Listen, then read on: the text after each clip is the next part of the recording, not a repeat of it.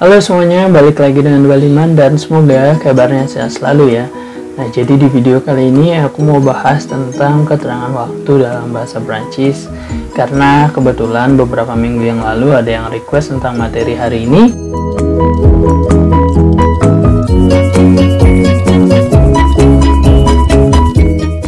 Dan karena aku juga belum pernah bahas, ya udah. Jadi di video kali ini aku akan bahas tentang adverbe de temps atau keterangan waktu dalam bahasa Prancis.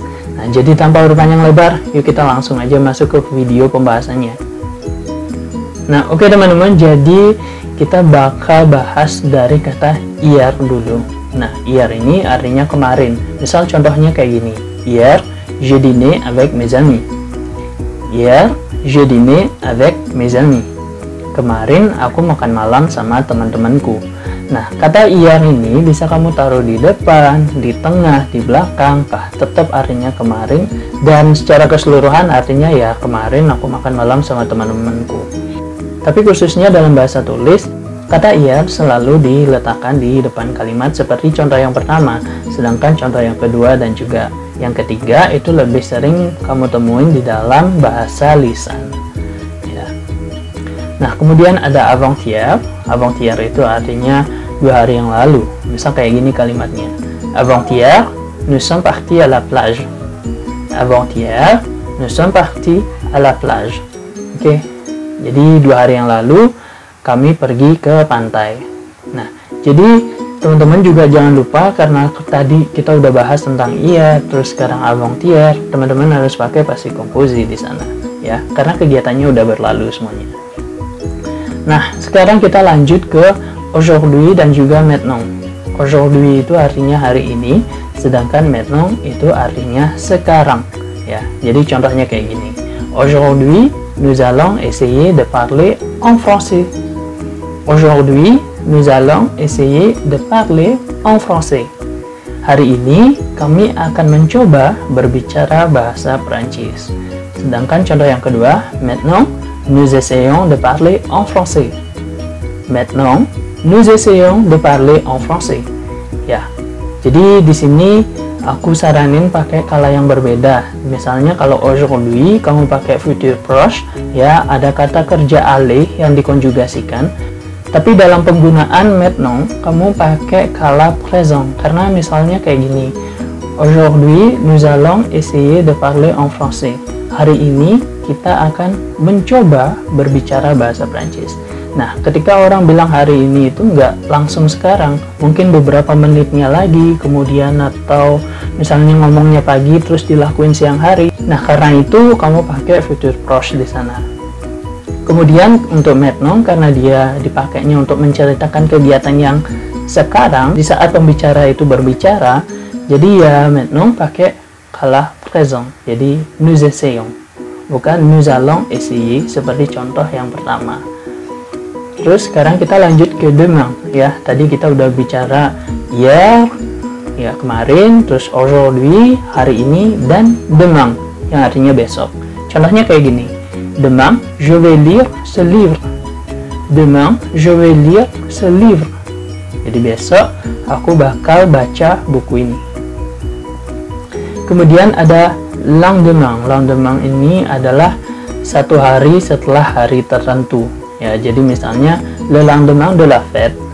Le lendemain de la fête itu artinya satu hari setelah pesta itu, Andy s'est réveillé tard du matin.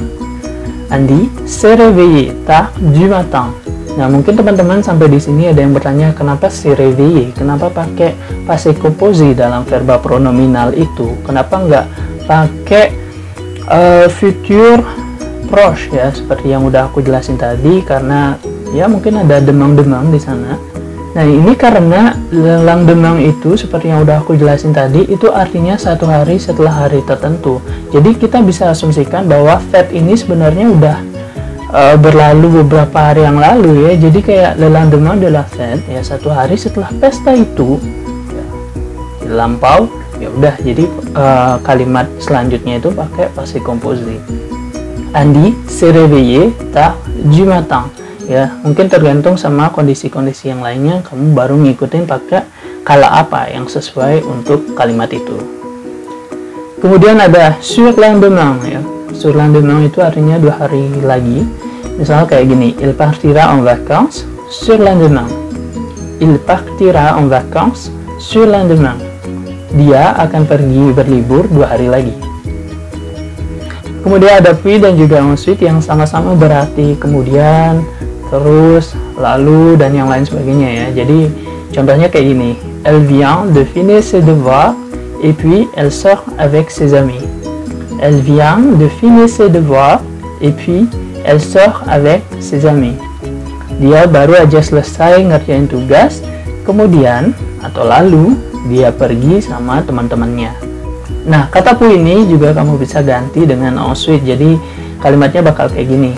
Elle vient de finir ses devoirs et ensuite elle sort avec ses amis. Nah, kemudian ada ne jamais. Ne jamais itu artinya nggak pernah, sama sekali nggak pernah. Jadi contohnya kayak gini. Je ne visite jamais cet endroit. Je ne visite jamais cet endroit. Jadi aku nggak pernah mengunjungi tempat ini, sama sekali nggak pernah. Nah, bientôt itu seperti sesuatu yang akan dilakukan, akan selesai, yang ya pokoknya bentar lagi lah itu selesai, entah bentar lagi itu dilakuin atau yang lainnya ya. Misalnya kayak gini, c'est bientôt fini, ini bentar lagi selesai ya. Jadi misalnya kalau ditanya skripsimu gimana gitu, c'est bientôt fini, bentar lagi selesai kok ya, c'est bientôt fini. Kemudian ada souvent itu artinya sering. Misal kalimatnya kayak gini, il mange souvent à la cantine. Il mange souvent à la cantine. Dia sering makan di kantin. Terus ada kata toujours. Toujours itu artinya selalu. Jadi contohnya kayak gini, je suis toujours en retard. Je suis toujours en retard. Aku selalu terlambat. Ya, misalnya ke sekolah, ke tempat kerja gitu, je suis toujours en retard. Aku selalu terlambat. Terus ada parfois itu artinya kadang-kadang. Ya, misal kayak parfois je me promener au bord de la plage. Parfois je me promener au bord de la plage. Kadang-kadang aku suka jalan-jalan di pinggir pantai. Encore, ya. Encore itu artinya masih. Contohnya kayak gini, tu as encore une chance. Tu as encore une chance. Jadi kamu masih punya satu kesempatan. Artinya masih. Terus ada tard dan juga tôt. Ya, kita pahamin dari kalimatnya aja ya. Misal kayak gini, je me lève tôt ce matin, je me lève tard ce matin. Je me lève tôt ce matin, je me lève tard ce matin. Nah, kalimat yang pertama itu artinya aku bangun lebih awal pagi ini. Tapi kalimat yang kedua itu artinya aku bangun kesiangan pagi ini. Nah, jadi kita bisa tahu bahwa tôt itu sesuatu yang terjadi lebih awal dan tard itu terjadinya belakangan. Ya. Karena kalau malam hari, misalnya kalau tidur, itu artinya jadi kayak gini, tu te couches tôt, tu te couches tard. Ya, tu te couches tôt itu artinya kamu tidur lebih awal. Kemudian tu te couches tard itu artinya kamu tidur larut malam. Oke, jadi itu dia pembahasan di video kali ini. Semoga videonya bermanfaat buat yang nanya dan juga buat teman-teman yang sedang nyari tahu keterangan waktu dalam bahasa Prancis. Nah, jadi sampai di sini dulu untuk videonya. Dan buat kamu kalau ada yang ingin ditanyain, langsung aja tinggalin di kolom komentar. Kalau misalnya aku bisa segera bikinin, ya udah aku bikinin segera. Kalau belum, ya mohon maaf dulu, tapi pasti bakal dibikinin. Oke, jadi itu dia untuk di video kali ini. Au revoir.